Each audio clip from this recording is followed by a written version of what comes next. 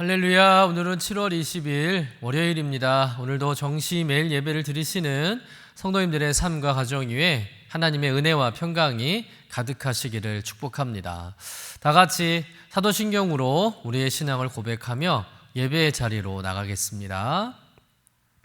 전능하사 천지를 만드신 하나님 아버지를 내가 믿사오며 그 외아들 우리 주 예수 그리스도를 믿사오니 이는 성령으로 잉태하사 동정녀 마리아에게 나시고 본디오 빌라도에게 고난을 받으사 십자가에 못 박혀 죽으시고 장사한 지 사흘 만에 죽은 자 가운데서 다시 살아나시며 하늘에 오르사 전능하신 하나님 우편에 앉아 계시다가 저리로서 산자와 죽은 자를 심판하러 오시리라. 성령을 믿사오며 거룩한 공회와 성도가 서로 교통하는 것과 죄를 사하여 주시는 것과 몸이 다시 사는 것과 영원히 사는 것을 믿사옵나이다. 아멘. 다 같이 찬송가 280장 우리 함께 찬송하겠습니다.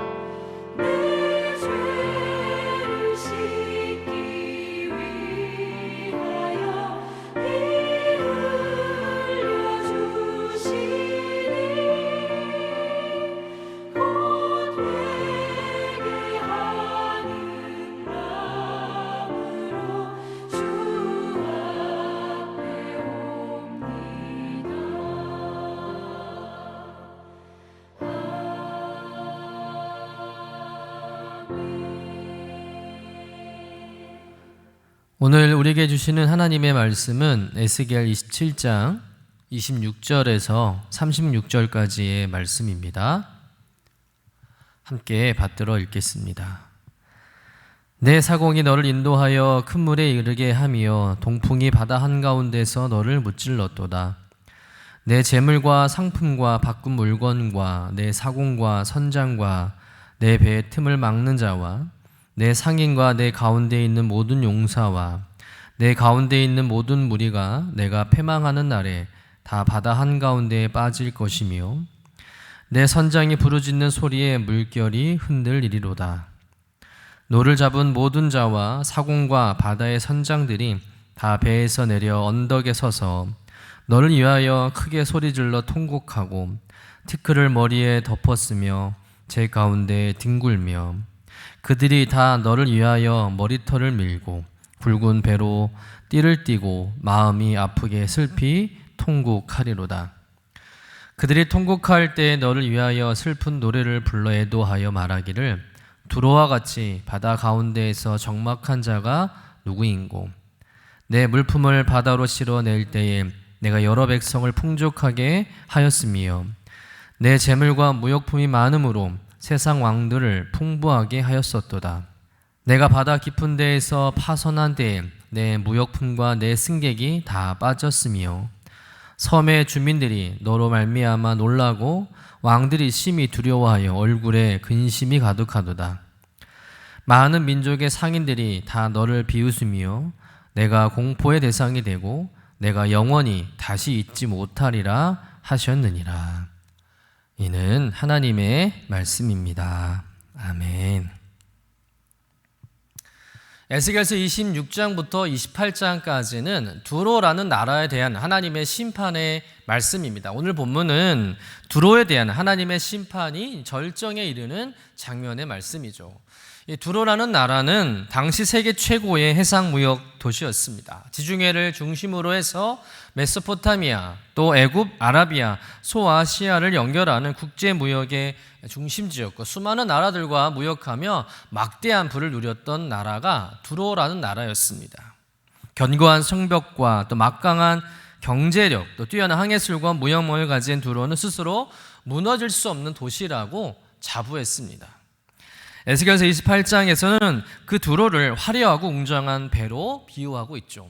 그러나 하나님은 아름답고 화려한 배로 비유된 두로가 바다 한가운데 침몰하는 모습을 보여주시면서 두로의 멸망을 선포하고 계신다는 겁니다. 그런데 한 가지 질문이 생깁니다. 왜 하나님께서는 이스라엘도 아닌 이방 나라 두로의 심판을 이렇게 3장에 걸쳐서 자세하게 기록하고 있을까라는 것이죠.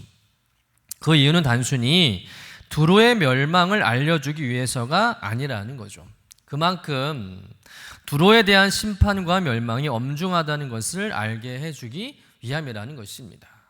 그 알을 통해서 두로를 심판하신 하나님께서 온 세상의 주권자이심을 보여주고 또 오늘 살아가는 우리에게 분명한 영적 교훈을 주기 위함인 줄로 믿습니다.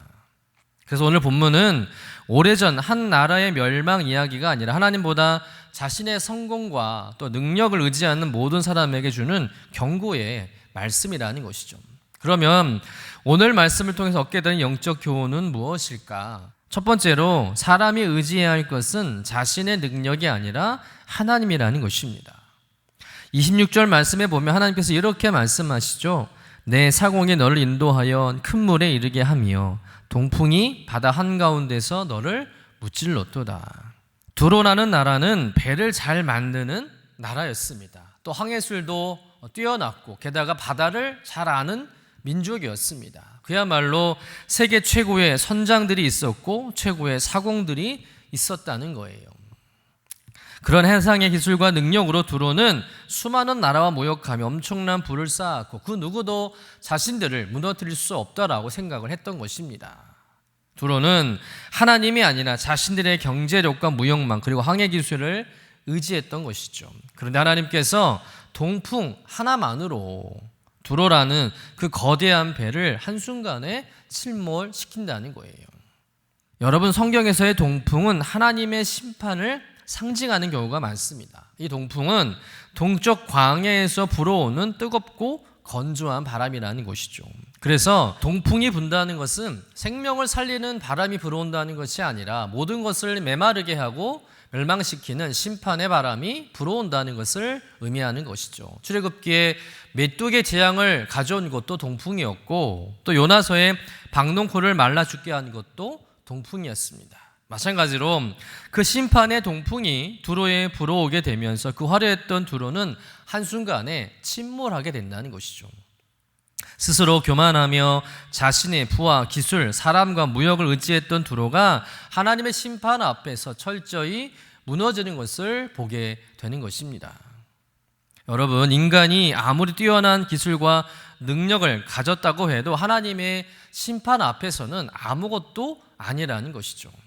종종 여름철에 갑작스러운 집중호우나 태풍으로 인해 비가 많이 왔을 때 그 물 하나를 막지 못해서 인명피해가 생기고 도로가 잠겨 수많은 재산을 잃어버린 일들을 보게 될 때가 있습니다.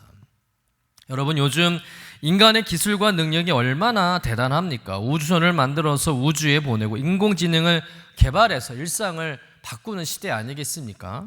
과연 인간의 능력이 어디까지 가능할까 놀랍기도 하고 대단하게 여겨지는 시대라는 것이죠. 그러나 자연의 물 하나를 막지 못한다는 겁니다. 바람 한 번에 속수무책으로 무너지는 것이 우리 인간의 실존이라는 것이죠. 이런 일 통해서 우리가 무엇을 깨닫습니까? 인간의 힘이 그렇게 대단한 게 아니구나. 인간이 아무리 위대해도 자연 앞에서는 아무것도 할 수 없다는 것을 깨닫게 된다는 것이죠. 다시 말해서 자연을 창조하시고 운행하시는 하나님에 비하면 인간이 아무리 대단한 능력과 기술을 가지고 있다 하더라도 별 볼 일 없는 연약한 존재라는 것을 깨닫게 됩니다. 그러니 사람이 의지해야 할 것은 자신의 능력이 아니라 하나님이라는 사실이죠.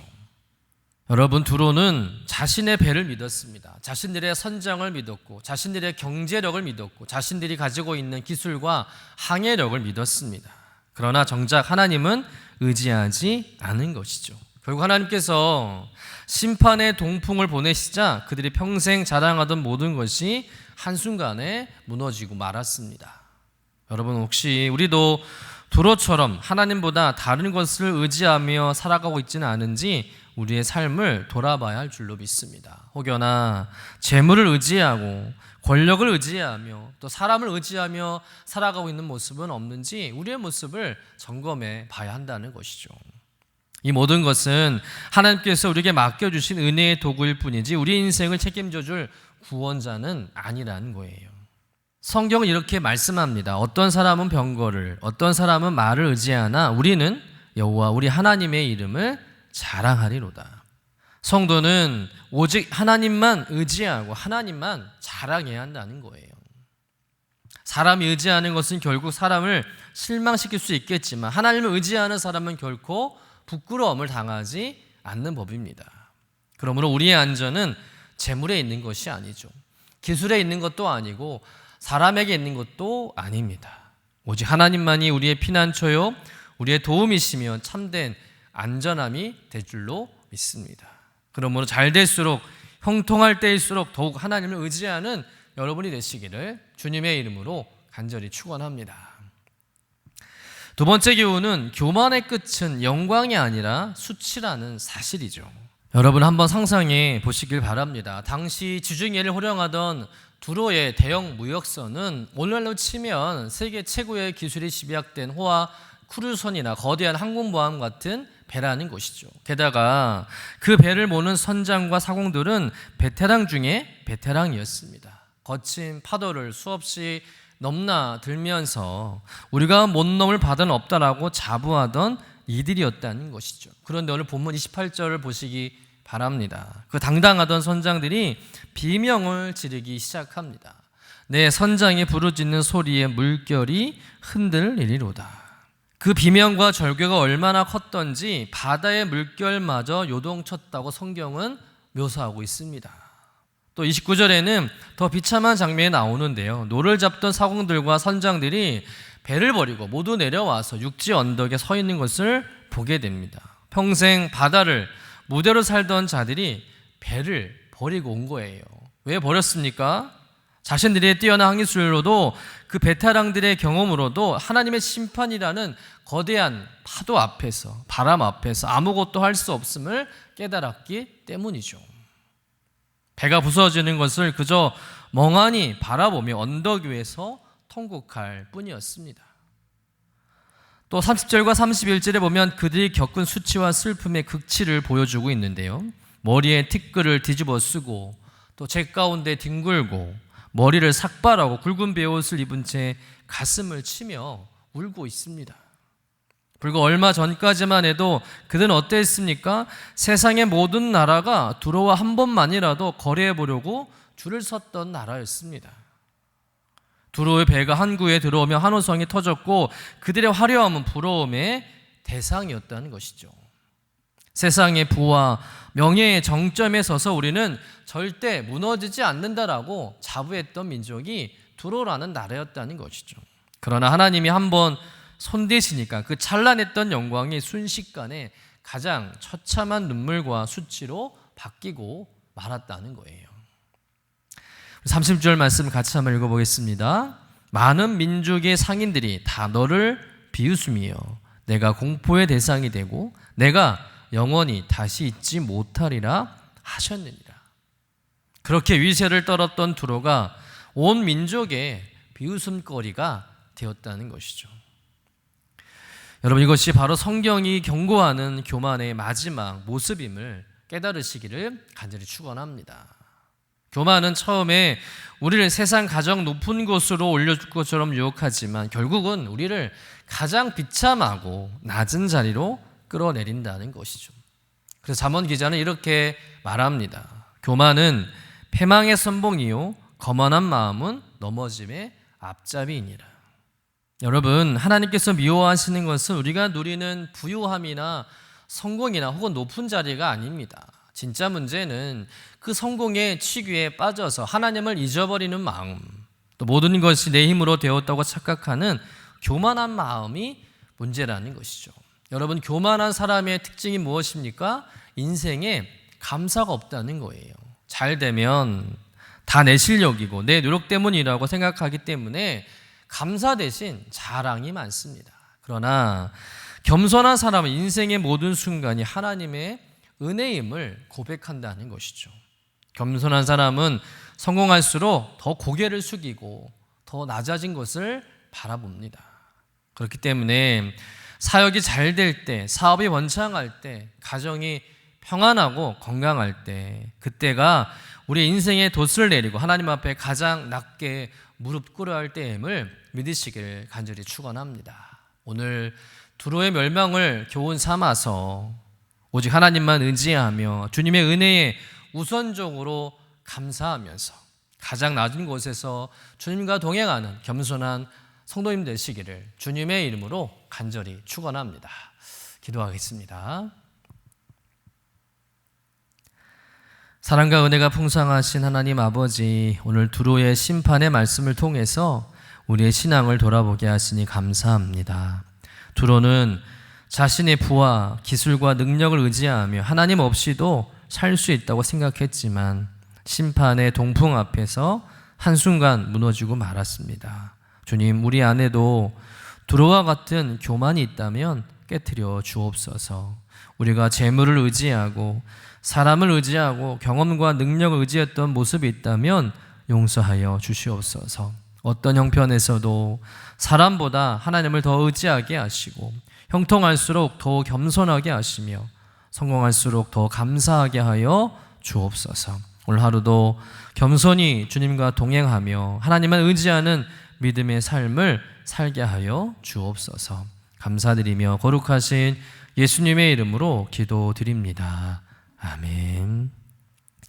하늘에 계신 우리 아버지여, 이름이 거룩히 여김을 받으시오며 나라가 임하시오며 뜻이 하늘에서 이루어진 것 같이 땅에서도 이루어지이다. 오늘 우리에게 일용할 양식을 주시옵고 우리가 우리에게 죄 지은 자를 사하여 준 것 같이 우리 죄를 사하여 주시옵고 우리를 시험에 들게 하지 마시옵고 다만 악에서 구하시옵소서.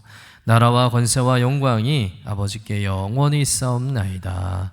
아멘.